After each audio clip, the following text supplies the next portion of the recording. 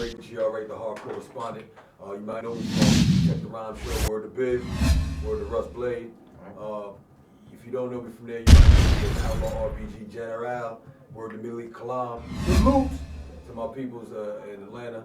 What we're here doing right now is dialoguing with the brother, Dr. Deep brother. Definitely a necessity. Improve my day, improve my week, improve my year, improve my life. Just the conversations he was having today. Today, what I'd like to do is just simple questions, 0 through 9, piece of the God's nerve, and just break things down for the people who may not know, who have no idea, something like that. So, brother, real quick, start off with the first one. Who are you and why do people listen to, or should y'all listen to, like I do? I'm Dr. UMAR Johnson, Doctor of Clinical Psychology, Certified School Psychologist, Certified School Principal, Pan-Africanist, Freedom Fighter, founder of Team Pan-African, the international movement for the independence and protection of African people, as well as the National Independent Black Parent Association and the National Movement to Save Black Boys. And I'm author of the book, Psychoacademic Holocaust, the Special Education and ADHD Wars Against Black Boys. Definitely have the experience, more experience than I have. Definitely has the knowledge. I was reading your book. I love the insight you give. I love how you tell people what it is, how it is, and the way that they should receive it, or solutions to it. A lot of people just say this is the problem, this is the issue, but don't really give a solution to it. And as the co-founder of M3 Melanin Mind Men's think tank, we are all about finding the issues, seeing what the issue is, and promoting the solution. Yes, sir. For ourselves and for anybody who could make that happen. My second question is, what are your plans to better, at first it was our boys, but to better our people?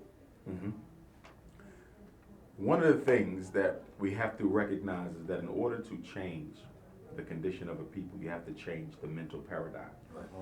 And educating our children, that allows us to begin to shift the mental paradigm. So beginning with the children is the beginning of the overhaul of the entire psychological condition of our community. Separately from the children, though, one of the things we have to do with our people is we have to get them to see the reality in which they live. Mental illness, the number one symptom of mental illness is the inability to see one's reality. You cannot see it. So we have to wake our people up to the reality in which they live.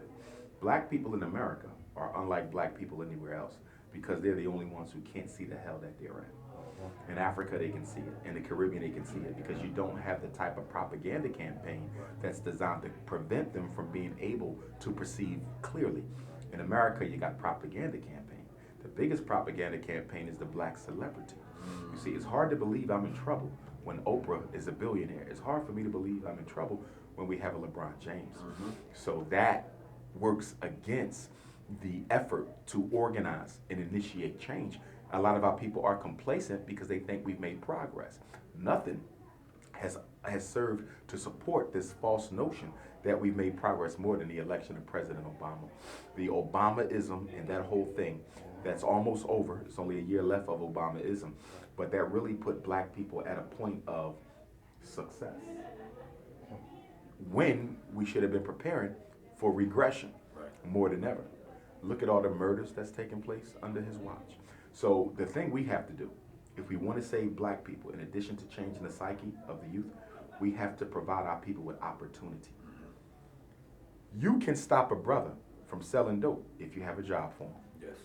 You can stop a sister from selling her body if you have a job for her. Until we get serious about economic opportunity in the black community, we'll never fix it. Because most of the wrong that is being done is economically generated, either to make money or to deal with the pain of not having none. Let me say that again. Most of the crime and negativity in the black community has an economic basis. You do what you do to make money or to deal with the pain of not having any. What do I mean, deal with the pain of not having any? Why is black homicide such a problem that it is? Black homicide is a problem that it is because so many brothers are angry, frustrated, in pain over the fact that I can't even take care of my kids. I can't even see my kids. You see, that type of energy in you all day long got to come out. And one day you walking down the street, another brother say the wrong thing to you, and before you even thought about it, you took his life. Not because of what he did. What he did was only the pin prick that bust the balloon. But that was all the pain that was in you all along. You see, why do we have so much marijuana addiction, crack cocaine, cigarette smoking, alcoholism, coping with racism, i.e. economic disadvantage? If you don't deal with the economic, half the black men in America are unemployed. Half of them. Right. How do you ignore that when you talk about homicide? Right. How do you ignore that when you talk about fatherlessness? Right. How do you ignore that when you talk about black on black crime and negativity? You can't. But the white man doesn't bring it up because he ain't trying to give you no job. So whenever he talk about the black man, he will never talk about your employment situation. You have never heard a single story done on the black male and his violent tendencies, quote unquote, that linked him to his economic situation. Now, let's look at the Irish, let's look at the Jews, let's look at the Italians. When they came to America, before they was considered white in 1940, they had gangs, they sold dope, guns, they broke the law, they killed each other in the streets. What stopped all that? Not to say they still don't have gangs. They got the gift of whiteness. But they got the gift of whiteness. They were upgraded to white folk. And that upgrading of status brought with it jobs and opportunities. They gave the Italians the police department. They gave the Irish the fire department, and they gave the Jews the downtown civil service jobs. I'm not being racist. I'm being real. They still control those to this day. You see, what did they get a black man? We never got an economic stimulus package. So if you want to help the black man, you cannot help the black man if you don't deal with his economic status. You can teach him knowledge yourself. Right. You can take him to Africa. You can give him all that, Black History Month, Kwanzaa, books. He will still sell dope. He's not selling dope because he don't know who he is. He's selling dope because he can't find a job. Right. You actually addressed 4 of my next questions in that one question, which is what we need to do because it's all tied into one, which basically was what are the major issues in our community, but you addressed that, and how do we strive and succeed in this racist system, you addressed that. But I do want to address this. What does knowledge itself, because you did say you can have knowledge itself and all that, what does that actually even mean to you? To me, there's 2 parts of knowledge itself. One is knowing where you come from. Okay, the accomplishments of your ancestors. We are our ancestors. Yes, right. So knowing your historical experience is key. But I think we missed the other half. Knowledge itself is knowing my ancestors and their experience, but also knowing me and why I think the way I think and act the way I act. Know thyself doesn't just mean know your past. It means know your present, and in particularly know the way your personality is operating in your present. To know yourself is to know your weaknesses, to know your addictions, to know your limitations, and to know your potential. I know a lot of Africans who know the ancestral history, but they don't know the personal history. Why do you have self-esteem? Why are you still smoking them cigarettes? Why you can't find a good sister? Why you keep running to the same bad type of a brother? Why your relationship with your parents isn't what it needs to be? Why do you not feel happy and fulfilled even though you got a 6-figure salary with 5 or 6 degrees? Know thyself means to find out all the impediments in your character and in your soul that's keeping you from maximizing your true potential. A lot of us don't deal with that part. Right. We don't deal with the self-development aspect of know thyself. We get all off into the romantic history and the romanticizing our heroes and sheroes. That's all good. I do the same thing. But true know thyself is about sitting alone in the dark with no music, no cell phone, closing your eyes and going within. Going into the universe within to establish that relationship to the divine, so that the divine can shed a light on areas within your life that you need to improve and perfect. That is true know thyself. The true black man or black woman who knows thyself is a God. They are walking perfection. To know thyself is to be God. And until you are a God, which means you have no faults, shortcomings, or limitations of any kind, you don't know yourself. We are always in the process of knowing. But to say I absolutely know would make you a God, and ain't none of us there yet. Keep working. Beautiful.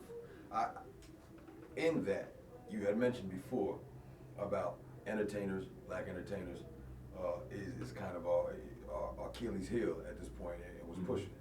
So where do you see, But what's your views on the state of hip hop now, and where do you think, if there's an issue there or not, is the correction there? As a hip hop artist, or at least what I would call a motivational vocal expressionist, I have my own theories. And word shout out to Slap the Rapper Clan. I'm only slapping you to wake you up because you drowning and killing my people doing it, but I love you, so I'm slapping you with love. But salute to them. What do you see? What do you think we need? Well, it's a problem. First of all, gangster rap has colonized the entire hip hop movement. Everybody feels they have to be a gangster rapper in order to get paid. So gangster rap has colonized the whole art form. Mm-hmm. Okay, you do still have the positive, progressive, culture-based rap movement, but that's kind of small compared to the gangster rap movement. And basically, gangster rap, from a white supremacist standpoint, is the marketing apparatus of the mass incarceration system. Gangster rap popularizes the behavior that sets our young black men and women up for entrapment by the system. So gangster rap is a wing of white supremacy. See, we gotta recognize something. The minute we sold out, and what I mean by sold out, is when rap decided to go mainstream. Mm-hmm. When we decided to sell out, we lost control over the direction of the art form. Whenever you sell out anything, you lose control over the direction. So the direction of all black music, rap, hip hop, R&B, does not matter. It's controlled by the enemy. White corporate conglomerates. None of the major rap labels in the world or music labels in the world are controlled by black folk. They are controlled by Europeans, every last one. I just read a couple of weeks ago, one of the biggest investors in prison has just become one of the biggest investors in music. So look at this now. Why would I invest in rap and invest in jail? There has to be a relationship, because I see that the rap is glamorizing the behavior that leads you to jail. You see, so clearly, without question, I think we have to declare war on hip hop and make it what it needs to be. And I don't even care what it used to be. People debate that. Right. They say, we know hip hop started as party music. Some people say, nah, hip hop started as conscious music. Some people say, nah, hip hop always had a gangster element. I know that black people have always been in love with white folks. I don't care what we used to do. Yeah. I know what we got to do now. I am not entrapped by the experience and decisions of my ancestors. You understand? I'm not going to keep on doing something that's wrong just because my great-great-great-grandparents did. No, if I find a contradiction, I'm going to kill that contradiction. And there's a big contradiction in rap music because it's serving the interests of white folk, not us. Yes. Music is America's second largest export. Black music is one of the top selling commodities in the country. And we don't control none of it. Right. How do you not control your own art form? I know why. Because we're colorblind. We fell into this multicultural nonsense that says it's not about race, it's about everybody. All lives matter, right? We done fell for all lives matter, you see. So that allows anybody to exploit any black cultural art form they want, and they don't even have to pay for it. That's why Macklemore can win Album of the Year. That's why Eminem can be the best rapper of all time. Totally disrespectful. But we're the ones who allowed that. We never said, this is ours. You can participate, but don't forget who owns this. That's like if you go to a certain college. It might be a Jewish college. You could go to school, be a student leader. But if you start getting out of line with what they want that college to be projecting, they pull your chain. Yeah. You here, but this ours. Yeah. We don't do that. Yeah. We let people come and stunt. They done took over soul food. They done took over jazz. They done took over hip hop. They took over break dancing. Yeah. Yeah. Hell, they talking about the best break dancers in the world is white boys. Beatboxing. You see what I'm saying? Because we're afraid to say this is a black product. Yeah. This is mine. So y'all can partake. Ain't nothing wrong with that. I might partake in something in your culture. But we own this. We are the be all and end all. And if you get out of line and start disrespecting it, we'll exit you out of it. But you can only do that when you have control over your product. Black people love to say we invent. We don't love to say we own. Right. Yeah. Right. We love to invent and give it to the world. I didn't invent, but you ain't making no money from it, beloved. Right. Yeah. White man making $1 billion off of your product. Yeah. Same thing with our college degrees. We love to say I got a master's. I'm a doctor. But we never to say I own this. Right. I'll be prouder to say I'm a CEO for a white boy than to say I own my own company. Right. I'm more prouder to say I work for the General Hospital in Allentown. I'm more prouder of that than being able to say I own my own hospital. Yeah. You see, so we have made a complete culture out of serving the white man. True. So, which leads into actually my last two questions, but I'm gonna bring it together as one. What should we work on as a people or group, and where do you see us as a people in the next 5 to 10 years? Well, number one, we got to work on the economics. No people can be saved without a solid economic foundation. Number two, we got to work on the politics. And what I mean by that is not being registered to vote. I'm saying you can be registered to vote, I'm not against that, but we have to organize black people to force the politicians to do right by us. It doesn't matter who you vote for. If you don't have no political organization, nobody going to do what you want them to do because you don't have no muscle. Muscle is an organization, and we have to recognize the relationship between our economics and our politics. To the extent that you have money that you can throw behind issues, you'll never get anything done. People pay for what they want. They don't vote for it, they don't pray for it, they don't march for it. They pay for it. Most of the laws that get passed in America, somebody lobbied with money. Right. You running for city council. I'm going to contribute $250,000 to your campaign. You know what? Because when you win, you're going to make sure I get that community center over there. You understand? I paid for the community center. You see, we have to do the same thing. For the record, I'm not running for city council. For the record, I don't, you know what I mean, it's bomb the system, you know? Definitely. Bomb the system, that's what they say. We don't do electoral politics. No! I don't do electoral politics. No. And I'm not against the black folks who do. The reason I don't is because I'm not interested in compromise. Exactly. And whenever you run for office, you have to compromise because you have several different constituencies, most of whom have agendas that are in direct conflict with another constituency. So there's no way I'm going to adequately service white rich people, adequately service the Latino, adequately service the black, adequately service all the different stakeholders in the community and not sell some people out. Right. When you have competing agendas, you're going to have to choose which ones you're going to be loyal to. So I can't do politics because a politician by definition is a compromiser and my principles are not for sale. Beautiful. But we got to work on the economics, we got to work on the politics, we got to work on the black family as well. So we got to get our money together. What's the number one thing we need to do with the money? Build black banks. Everybody talking about black business. I ain't heard nobody talking about a black bank. Right. What good is a black business if all the money that the business owns is in a white bank? So you got the biggest, you got a Walmart. Brother own a Walmart. He doing $2 million a day. Brother over here got the biggest distribution network in Pennsylvania. He's shipping stuff all over. He got 500 black men working for him. He taking brothers out of jail, setting them up with their own system. He doing $3 million a day. I got a college, I got a school, I got daycare centers. I'm doing $500,000 a day. But guess what? All of our money sitting where? In a white bank. So you know, and the white man is taking our money. What is he doing with it? Helping his people grow. Yeah. So your growth is times that by 100. That's his growth. So you're doing $3 million a day. He taking your $3 million a day, and he giving out 25 white loans. And then making money on everything he borrows.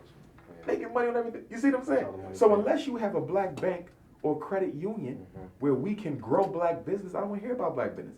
Because all you're doing is making money for the banks. That's all you're doing. You're making money for a black business is working for a white bank unless the money is in a black bank.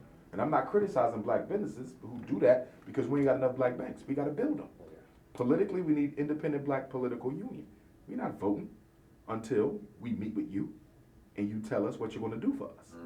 And we're going to vote as a block of people. We're not voting individual. You're not voting for the Libertarian. You're going to vote for the Democrat. I'm going to vote for the Republican. We're not doing that anymore. The three of us are going to come together and unite, form a consolidation, and we're going to hear all the candidates, and we're going to kick y'all out the room, and we're going to decide which one we're going to vote for. And we're going to be public about it. The black community has decided to endorse candidate A. Yeah. We're not doing this because we like them. This is a business arrangement. There's certain things we need done. If they're not done his first term, he won't see a second one. Have a nice day. Beautiful. See, what keeps politicians honest is when they know you can remove them. Yeah. Yeah. Which is the whole purpose of what you consider democracy, or what they call democracy, which, since we're not on a boat, you're not really getting that maritime law, but you know, you better get your understanding. When the brother Obama, somebody's brother Obama said, when he first came in, I distinctly remember him saying, if you don't know your UCC codes, you don't know your commercial codes, you better study. Because he knew what was coming up after he was done, or what they setting up in the midst of what's going on. I'm from Reading, PA, 6th Ward representative, and Reading, PA had his first black mayor. The first gets it the worst. You see what they did to this thing. They ran up in his own hall, those feds, right? Everybody's been doing the same thing in Reading to get to that mayor position. I know he's been trying to run. I specifically know he's been trying to run for a minute, for at least 15 years, and they were shutting him down in there. But the time that they let him run and then win, they knew what was going to happen within that 4-year period. That's why they gave it to The average black person who runs for, first of all, we got to change the political paradigm. Okay. I want to run for office, I'm going to go meet with the white people in power. Right. That's what you do. Yeah. You go meet with the white folks in power or the white businesses that control the economic flow. So you done sold out before you even ran. Yes. He ran. No, what we have to do as the black community, if we want a black politician, because me, I don't need a black politician. My self-esteem Yeah. ain't that damn low Yeah. where I just need somebody to look like me. I'm not into that. Yeah. All the politicians can be the hell white as long as I can. But as long as I got the power to control their behavior, the Italian mafia not running candidates. No. They don't care who wins. I got money. I'm going to pay for what I need. Yeah. Right. Look at the Chinese people. They never tried to be president. They don't care. Yeah. I control the dollar in the ghetto. I don't care about nothing else. What did John D. Rockefeller say? Give me control over people's money. I care not who make the laws. Yes. So if we want a politician to be honest, we have to finance the campaign. If somebody's running for office, how much do you think you need to win? Right. Give me your itemized budget, advertisements, newspaper, radio, campaign car, campaign office, email. What do you need to win? I need $1.5 million to win. Cool. We're gonna raise the $1.5 million. None of it goes in your hand. Everything is a check to some place. Yeah. So you know, we ain't playing that type of game. Yeah. 1.5. You never taken $1 from another white person, from a white person when you run. Right. You are totally accountable to us. Yeah. That way, if you sell out, you know it's for self. Yeah. Yeah. Yeah. You understand? We got to keep our politicians honest. Black people don't have that type of honor of a Fred Douglass, Harry Tubman. Right. We ain't got that no more. We ain't got that. I'm just gonna do right by black folks because I'm black. That shit played out. Yeah. Niggas is selling out. And if you don't want them to sell out, you're gonna have to finance them so they can sell. Exactly. We're gonna close out. My brother got plenty of things to do today. He's already blessed us with information, knowledge, and given us his time. Studio out of the great GRA. I'm the co-founder of M3, Melanin Mind Men's. Here in the Rehab area, we will expand. We help bring this brother down to United Youth, assisted walkout of the youth of their high schools for better education today. The 27th, it will happen on the 28th of September, tomorrow.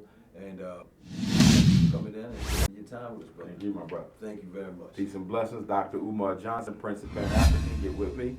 DrUmarJohnson.com. Make sure you make a donation to the fundraiser. Go to GoFundMe.com/Dr. Umar, South Carolina State. See you next day. Peace, pal.